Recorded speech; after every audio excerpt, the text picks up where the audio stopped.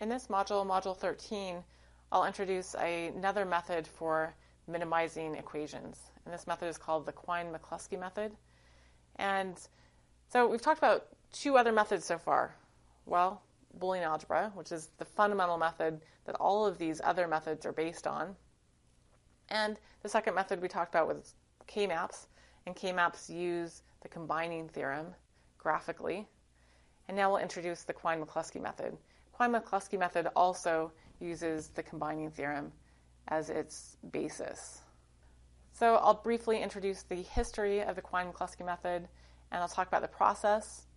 The process has basically three steps. We make a ones table, prime implicants table, and then we select the prime implicants. And finally, I'll give some examples of the Quine-McCluskey method. So the Quine-McCluskey method was introduced by Ed McCluskey, who was a pioneer in electrical engineering. He was the first president of IEEE, which is the Society for Electrical Engineers, the Professional Society for Electrical Engineers, and he was a professor at Princeton and then Stanford. He developed the Quine-McCluskey algorithm in 1955, and it was especially useful because at that point this method could be implemented in an automated way using computers. So the process for the Quine-McCluskey method is to first make a ones table, which is basically each minterm sorted by the number of ones it contains. And then we combine minterms into progressively larger circles, like in the K-maps, or progressively smaller terms, smaller implicants. So after you can't combine these terms, these minterms anymore, these implicants, then we list the prime implicants and the minterms that they cover. And then we'll select a group of a subset of prime implicants that cover all of the minterms. So here's an example of the Quine-McCluskey method.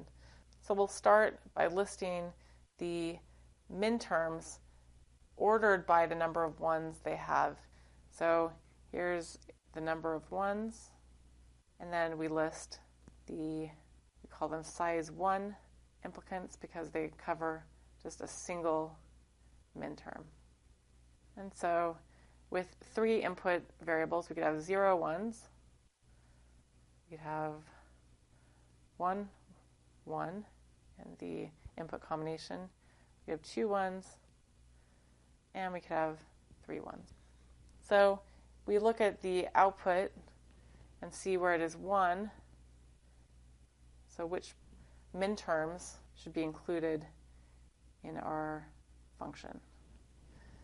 Well, the only possible input combination that has 0 ones is that one, and in fact there is a 1 on that output, so we'll include that minterm in our expression, or in our table, minterm 0.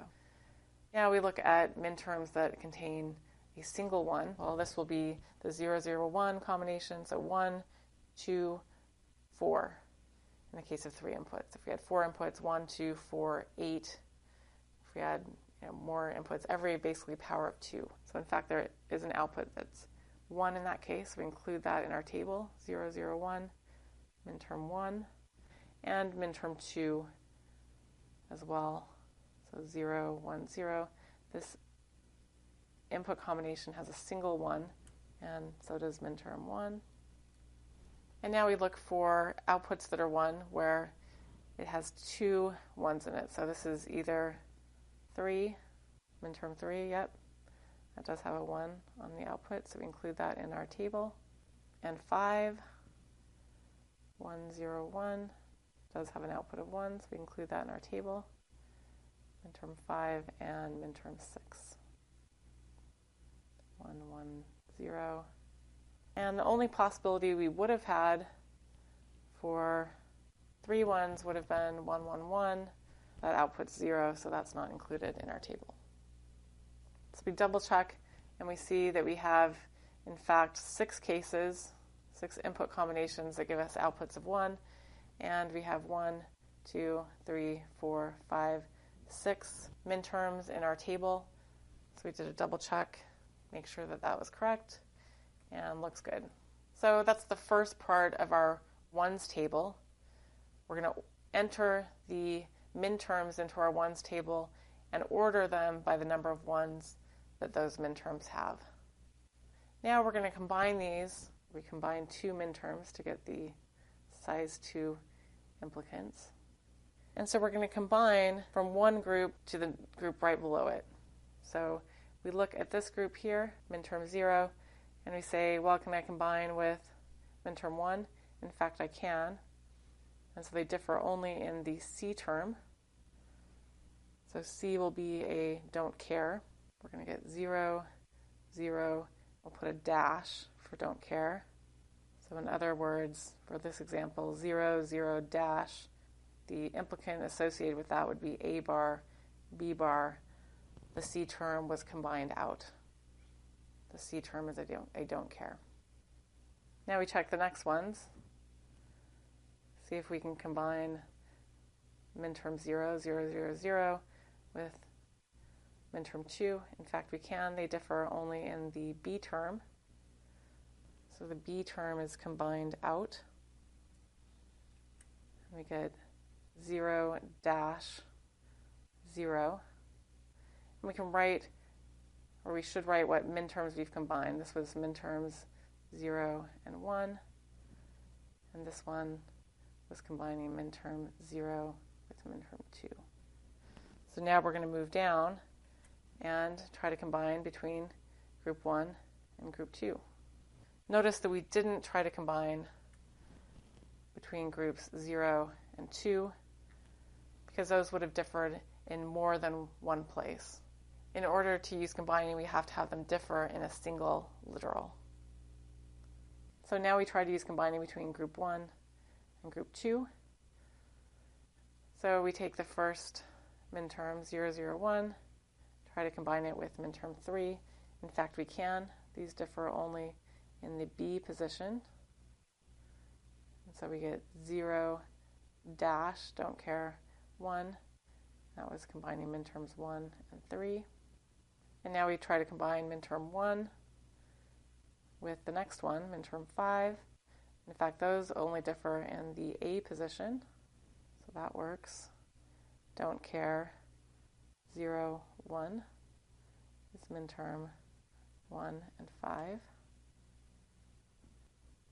Now we try to combine with the last possibility. We check, starting from the left. They differ in A. When we get a second difference, we're done. They can only differ in one position, in one variable. And so because they differ in, it turns out 3 locations, but more than one, we can't use combining. So minterms 1 and minterm 6 cannot be combined. So now we try the next minterm, minterm 2, and try them with all possibilities in group 2. So minterm 2, group 2 is here. Minterm 2, let's see, they're the same in the A position, same in the B position. They differ in the C position. So we get 0, 1, don't care. This is combining minterms 2 and 3. Now we try minterm 2 with minterm 5. They differ in the A position, and they differ in the B position. We're done. We don't need to check anymore. They differ in more than one position. We can't use combining. Turns out they also differ in the C position in this case. Now we try the last one, minterm 2 with minterm 6. They differ in the A position, but they're the same in the B and C position, so we can use combining. We get don't care, 1, 0, and that's combining minterm 2 and minterm 6. So now we have our size 2 implicants, or implicants that have combined 2 minterms, or in terms of K-maps would have covered 2 squares in our K-map. And now we can combine minterms in adjacent groups again. So remember that we can only use combining for adjacent groups in our table. So here, now we start with this column, our size 2 implicants. And now we're going to combine between this group and the next group. Well, now we have this extra thing, this dash, this don't care. You first want to, starting with size 2 implicants or larger, we first want to align the don't care. The don't care has to match in order to use combining. So if the don't care doesn't match, we can't use combining. So first we match the don't care and then check for a difference in a single variable position. So the don't care is aligned. They're both in the C position. And so now we check the other ones. So A, they both have zeros in the A position. Cool, that matches. And they differ in the B position. Great, we can use combining. So we can say 0, they match in that A position. They differ in the B position, and we keep that don't care in the C position. So now we have a size 4 implicant, and we've combined min terms 0, 1, 2, and 3. This corresponds to a circle that includes 4 ones in the K-map, or in Boolean algebra, we've combined 4 min terms to get this implicant. So now we're going to check and see if we can use combining. First thing we do is match up the dash. So the only implicant in the next group that contains a don't care in the B position is this implicant that covers min terms 1 and 3. And we get 0, dash, dash. Oh, and we still got the same thing. How did that happen? First of all, we don't need to now include that because it's redundancy. But let's think about how that happened. Well, if we look at a K-map, first of all, it would be a lot faster if I do a K-map. I'll show you right now. Again, Quine-McCluskey, the big advantage is that it expands to more than 4 input values. K-map, we get stuck at 4, at most 5 input variables. So here we have our K-map for this function 1, 1, 1, 1, 0, 1, 1, 0. And so this is min terms 0, 1, and 2, and 3. But we also got it in this direction. We could have combined those two size 2 implicants. So that's why we got 2 ways of getting a size 4 implicant. And the real implicant here is this group of 4. Okay, so we get to our size 4 implicants, and well, we just have one of these. And so, well, now there's nothing to combine. There's nothing to combine with adjacent groups. So we can stop. We're done with making our ones table. So to remind you about the process that we just did, we're going to combine min terms or implicants in adjacent groups, starting with the top group. And we're going to combine terms. And in general, the implicant can differ in only one place. So in the first step, it was the min term, but in later steps, it's the implicant. Don't care acts like another variable. So now we have 0, a possibility of 0, 1, or don't care. We need to match up that don't care first when we're trying to use combining between adjacent groups. So now we need to look at our prime implicants. So this is step 2. Step 1 was to make this ones table. So our second step, step 2, is to list our prime implicants. Prime implicants are the largest implicants that contain a given min term. So, for example, M01 is an implicant, but it's not a prime implicant because, well, this one that we have starred here, this is a prime implicant. Our size 4 implicant is clearly prime. It's the largest implicant that contains min terms 0, 1, 2, and 3. So these ones aren't prime because that circle can be made larger. There's a prime implicant that already covers all of those min terms. But this min term, or this implicant that covers min terms 1 and 5 is prime because those min terms are not covered by a larger already prime implicant. 2 and 6, the implicant that covers min terms 2 and 6, also prime because there's not another implicant that's larger that covers those min terms. Implicant that covers min terms 0 and 1 already covered by that larger prime implicant. 0 and 2, also already covered by that larger prime implicant. 1 and 3, same thing, and 2 and 3, same thing. So ones with the red X's are not prime. They're implicants, but they're not prime implicants. The ones in blue with the blue checks or arrows next to them, those are the prime implicants. Now step 3 is to list these prime implicants and the minterms that they cover. So I'll have the prime implicants on the left and the minterms that they cover in the middle. And I'll list what form of A, B, and C is included in that prime implicant. So we have our prime implicant that covers M0, 1, 2, and 3.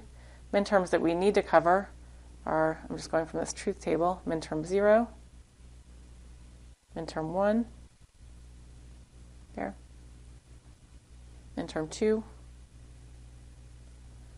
minterm 3, minterm 5, and minterm 6. So M0, 1, 2, 3 is one of our prime implicants. M1, 5 is one of our prime implicants. And M2, 6 is another one of our prime implicants. And I can write the A, B, and C version. So for M0, 1, 2, 3, we have 0, dash, dash. M1, 5, we have dash, don't care, 0, 1. And for M2, 6, we have dash, 1, 0. And I could also write these in terms of A, B, and C. So this would be A bar, so A is 0. This would be B bar, B is 0, C, C is 1. And this would be B, C bar. Okay, so now I write which minterms are covered. Well, M0, 1, 2, 3 covers 0, 1, 2, and 3. M1, 5 covers 1 and 5. M2, 6 covers 2 and 6. So this is our third step.